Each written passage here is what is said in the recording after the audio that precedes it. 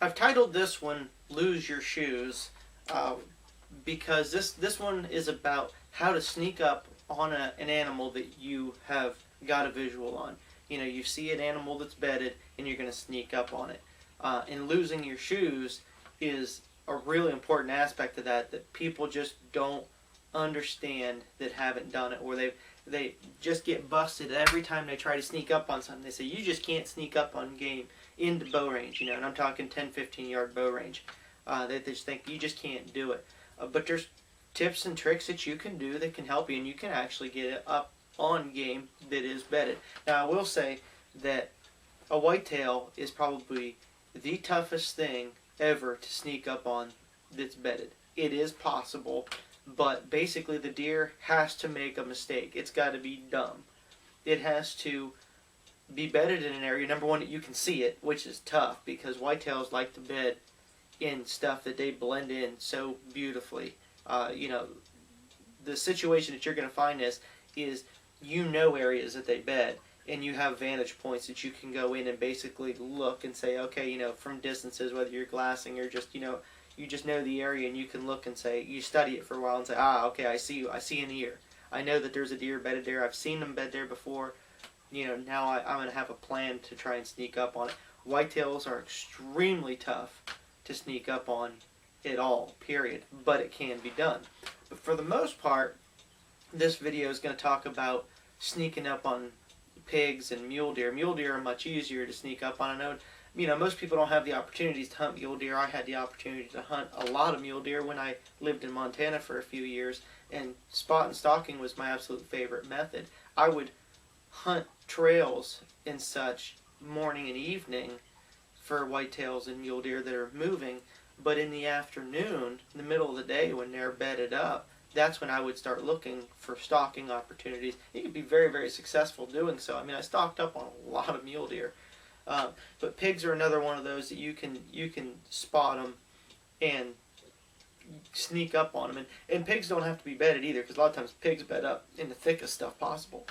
But you can get to where you see pigs, and they're more approachable because they're not as tall, and they can't pick their heads up to look above stuff. So you can actually get some brush and get in on them. And you know, all these techniques that I'm going to be talking about doing they're really the basics. But again, the most important thing is, no matter what you're stalking, is considering your footwear, because when you look at like a deer's foot, and this is the best way that I can explain this. When you look at a deer is built to run away. That is what they're built to do, and they obviously, you know, they have long legs, and their feet are very hard, and they can run through the woods without worry about, you know, burrs and stickers and thorns and all kinds of things. They're built to flee. They're built to see, hear, and smell danger and run away. That is what they are evolved to do. Predators, on the other hand, are built, you know, to possibly be fast. You know, you're talking about people running down animals, you know, like a bobcat would. That doesn't really apply to us. But when you watch like a cat, especially, or even a coyote, when you watch them trying to sneak up on something, they are so quiet in their approach, and you think, how could a cat be that quiet? And the reason is because their feet are very soft and they're small compared to their body. And that equates to less sound. When you think about walking through the woods and you step on dry leaves, the bigger your footprint is, the more sound is going to be produced when you step. It's unavoidable. I mean, you know, the more leaves you hit, the more sound you're going to make. So a way to decrease the sound is not only the speed in which you lay it down, but also decreasing your foot size, which I'm going to tell you about. I know that sounds, you're like, you can't make your foot smaller, but you can. And also the ability to feel what's underneath your feet that you can't feel when you have shoes on. If oftentimes there's sticks underneath leaves that you can't feel with shoes on, and as soon as you give pressure, snap, and that deer's looking at that direction. I mean, that's what animals do. They hear a noise and they key right in on it because they do this for a living. You know, predators are after them all the time, and all it takes is one mistake and you're busted. And even if they don't pick you out and they won't forget about you. They may go back to what they're doing, but now they're conscious. They know, I'm going to pay attention to this area even if I'm not necessarily looking at it, directly at it. They can see out of their eye what's going on here, and all it takes is one more movement and they are out of there. So you cannot make any mistakes when it comes to stalking. Now, and again, when it comes to stalking, rule number one, is lose your shoes, and I will explain this more again in a second, but then keeping in mind too that if deer are looking your direction, you're already doing it wrong. When it comes to like mule deer and even whitetails for that matter, when you see them, you need to get them in the middle of the day when they're sleeping. You'll watch a deer and his eyes will just start drifting off and he's not paying much attention. And now you got to find the right situation because you got to get the wind in your favor. It doesn't have to be blowing from the deer to you, but it can't be blowing from you to the deer. If you got a crosswind, you're okay. If you're getting something that's going to swirl and hit that deer, then you may as well not even go through the process of trying to stalk up on it. You need to have a good crosswind or the wind totally in your favor. Like I said, if the wind's going to hit them, you might as well just not even do it because they're going to get you.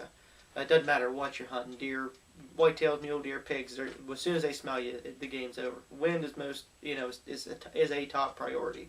And then you don't try to rush in on him either. You realize that this animal's bedded. He will probably be bedded for hours. And if you have 200 yards to cover, or 100 yards to cover, it doesn't need to be covered in 10 minutes. If by chance the animal gets up and leaves, that's just part of hunting. So there's no rush to get to that animal. I have spent, I think, 2 hours before sneaking up on a mule deer that was only 100 yards away. Mule deer are a little easier to sneak up on too. That was in a situation. I mean, I've snuck up on deer that were bedded next to a small bit of sagebrush, and it was wide open prairie, and I've managed to get up on them. And if they would have turned around and looked at me, I'd have been busted. But a lot of times when they're sleeping and they're getting that drowsy midday heat baking on them, they're not keyed in on anything. They haven't heard anything. They haven't smelled anything. They'll continue to sleep, and you can walk up to like 10 yards from these deer. But again, you cannot be heard by doing so. And the same thing kind of with pigs too. You see pigs running through the tall grass, they may not be able to see you. You can actually get around and move, but as soon as they catch wind of you, it's over. Or if they hear you, because it's amazing. All it takes is they hear you once and they'll stop. Anybody that's ever hunted pigs will know. They'll be making so much racket going through the brush, and it seems like they'll never hear you because they're making so much noise. But what pigs do is they make a lot of noise and then they stop for just a second, and in that second time, if they hear something else, they're gone. They won't give you another chance. So you can move, but you've got to be quiet enough that when they do that stop and listen for that 1 second before they start moving again, they can't hear you. Like I said, if you've hunted pigs, you know what I'm talking about. They'll run and they'll make a whole bunch of noise rooting, and then they stop. And it's seriously like a second, maybe 2 seconds, and then they're off again. And what they're doing when they're stopping is they're listening for what's making noise next to them. And sometimes, they know if a pig's next to them, which you can get away with it because you get a few pigs around them and then they stop. You can still make noise because they think you're another pig. They might not know why it's coming from over there, but you can get away with it a little bit more. Single pig's pretty darn tough to sneak up on. But it's also easier because there's less eyes, less nose, less ears too. So, give or take. But anyway, now we talk about getting the wind in your favor and not being seen. Those are two big ones. But not being heard again. And when it comes down to what you're wearing on your feet, if you're wearing boots or tennis shoes or anything that's got a hard rubber sole on it that doesn't flex, you can't feel the earth beneath your feet, you're setting yourself up for disaster. And also keeping in mind that your feet go inside a shoe, and automatically that shoe is now wider and longer than your foot actually is. So not only can you not feel the ground, and people say, well, I can walk in my tennis shoes and feel the ground. Like, you cannot feel the ground nearly like you can in either barefoot socks or thin moccasins that have no commercial bottom on them. You know, just soft leather is it. You can't even use that hard, like, veg tan cowhide, because that's just too hard. If you're going to use like a moccasin to stalk in, it needs to be soft leather that will contour your foot, and when you step, you can feel everything you step on. And now I prefer to sneak up on stuff barefoot because I don't I don't wear shoes all the time. I toughen my feet up so when I get out into the woods, and I'm comfortable walking in the woods too barefoot, where a lot of people aren't, because if they're not used to doing it, they're worried about spurs and thorns and stuff. But when your feet are actually tough and you do it all the time and you hit one, it's not the end of the world. You can stop and flick it off pretty quick and easy, and you get going. And you'll also learn to avoid those type areas too. But even if I'm hunting an area that's got a lot of sand spurs in it, I'll just wear, like I said, a thin leather moccasin that I can still feel everything, but it'll protect my foot a little bit. And I know somebody's listening to this saying, you're going to get bit with a snake doing that, especially in Florida, and you are at absolutely no disadvantage or no greater risk of getting bit by a snake by being barefoot than you are wearing shoes. In fact, you're at a less chance of getting bit with a snake if you're barefoot because you're watching where you're going. If a rattlesnake is there or a cottonmouth is there and you are dumb enough to walk on it with sneakers, you're going to get bit. You know, it doesn't matter if you're wearing shoes or not. Chances are if they bite your shoe, they're biting you too. Fangs go right through sneakers. And if you want to wear snake boots or whatever, that's fine. I'll tell you, I've been hunting in Florida nearly my whole life, and I've never walked up on a snake while stalk hunting and had an issue with anything. The only time people have that is when they're blazing a trail through the woods and not paying attention where they're going, and a snake can't get out of the way fast enough. So I don't want to hear that, you know, you're going to get bit with a snake thing. I've never even come close to getting bit with a snake when I was barefoot because I'm paying attention to where I'm walking. It's people stop paying attention when they're not worried about where their feet are because they're not worried about stepping on sharp things or snakes for that matter either. They forget about it and they go. So you barefoot, you start paying attention to where you're going, but that makes you slow down and it makes you go quieter too. So anyway, I was saying about deer having hard feet and they're meant for running away.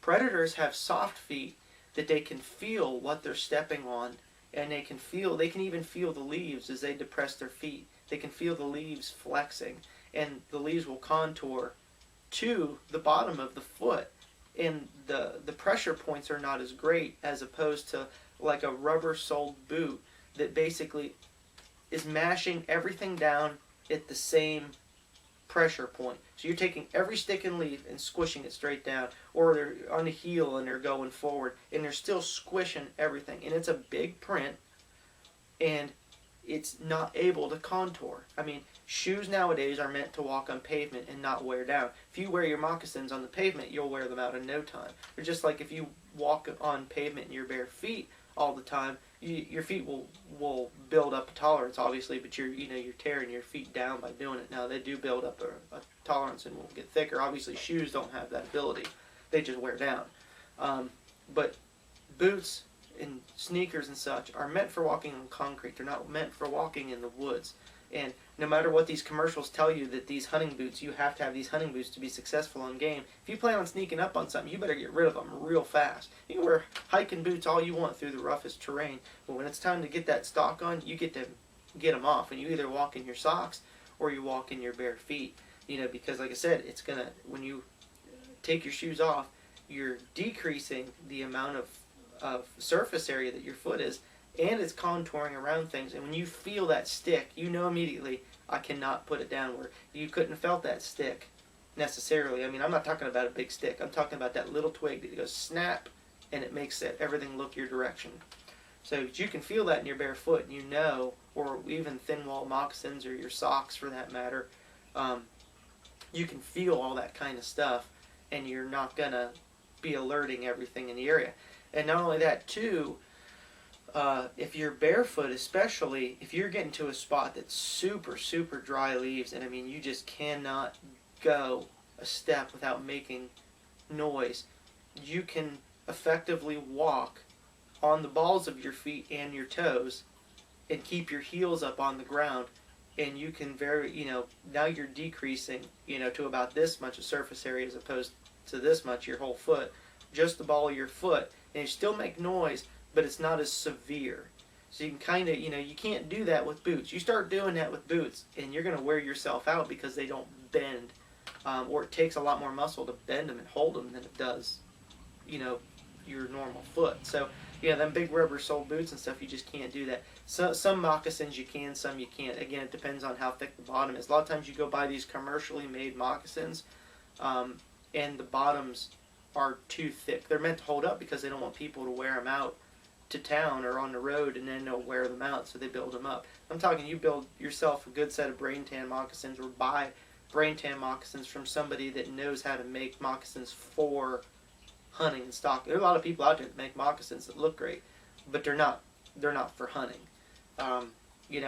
And two, people worry about hunting in cold weather situations with moccasins and stuff. If you spend the majority of your time barefoot building a tolerance to things, to the ground, but you also build a tolerance to the weather. So there's been times where there's been, frost on the ground, and yeah, it's cold, but I can still stalk barefoot and not have a problem, not go numb like you would if you're used to wearing boots all the time, and now all of a sudden you're barefoot, in this one occasion. So I went and hunted in Ohio last year, and it was below freezing pretty much every morning, and I wore a pair of moccasins and just a single pair of normal everyday socks. And the guy I was hunting with said, "Your feet are going to freeze out there." And I told him, I said, if they're that bad, I'll come back and I won't make that mistake again. But I'm built up to a tolerance that I know I can be in a single pair of socks and moccasins, and my feet are not going to freeze. And they didn't. I didn't have. In fact, I got to where I was hiking in, and I had to take my socks off because my feet were starting to sweat because they're used to, retaining heat, I guess, so much. As I had so much of a tolerance to doing it from hunting barefoot in Florida when it was cold out, or hunting, in just a pair of moccasins, that when I got there and it was still freezing out, my feet were hot. I actually had to take my socks off and stuff them in my pocket. So you can build up a tolerance, and you're not in any danger of getting bit with a snake. But the benefits of the noise reduction from getting rid of your shoes is so great that I can't understand why anybody would ever wear shoes when they're trying to sneak up on something. You take your shoes off, then learn to walk in your bare feet, and that's basically half the battle right there. So lose your shoes and get to stalking on that game.